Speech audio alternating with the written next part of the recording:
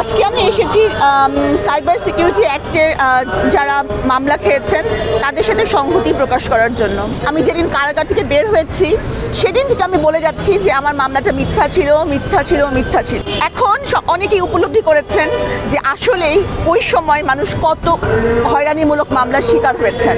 আজকে এটা রিভিল হয়েছে, আল্লাহর কাছে শুকরিয়া জানাই যে এটা এখন সবাই বোঝে যে ওই সময় হয়রানিমূলক এবং মিথ্যা মামলা দেওয়া হয়েছে। আমি যেটা বলতে চাচ্ছি, আজকে আমি এসেছি সাইবার সিকিউরিটি অ্যাক্টে যারা কারাগারে ছিলেন ওই সময়টা আমি দীর্ঘ 3 বছরে আমি দেখেছি তাদের অবস্থা। তো আমি যখন কাশিমপুর কারাগারে হাই সিকিউরিটি যে কারাগার সেখানে ছিলেন মুশতাক আহমেদ বারবার জামিনের চেষ্টা করেছেন কিন্তু জামিন দেওয়া হয়নি।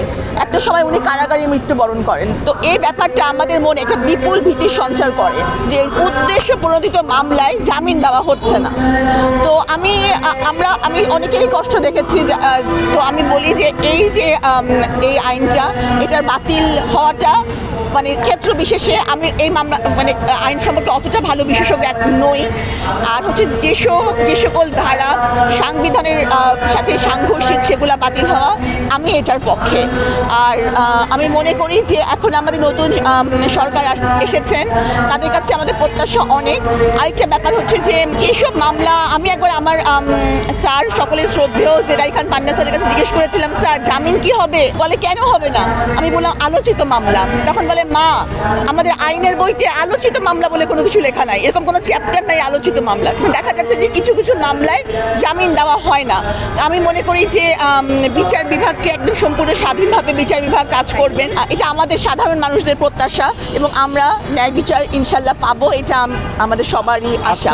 যে মামলা যে করোনার সার্টিফিকেট বানানো সেটার সাথে আমার বিন্দু মাত্র কোনো সম্পৃক্ততা ছিল না, কারণ আমার কোনো হাসপাতালও নাই বা আমি কিছু সার্টিফিকেট দিতেও পারি না, কারণ আমি একজন কার্ডিয়াক সার্জন। বা এমন না যে আমি কোটি কোটি টাকার মালিক হয়ে গেছি। আমি দ্ব্যর্থহীন কণ্ঠে বলতে পারি যে আমার কোথাও গাড়ি বাড়ি এমনকি ঢাকার বাইরে ঢাকার ভিতরে 1 খণ্ড জমিও নাই। তাহলে আমি কেন এই মামলার কি হব?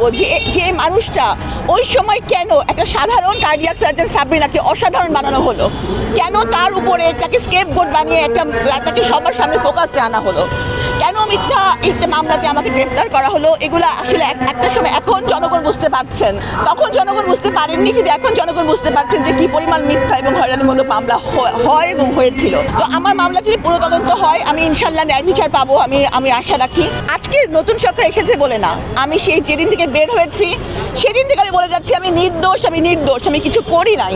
হ্যাঁ, আমি কিছু করি নাই।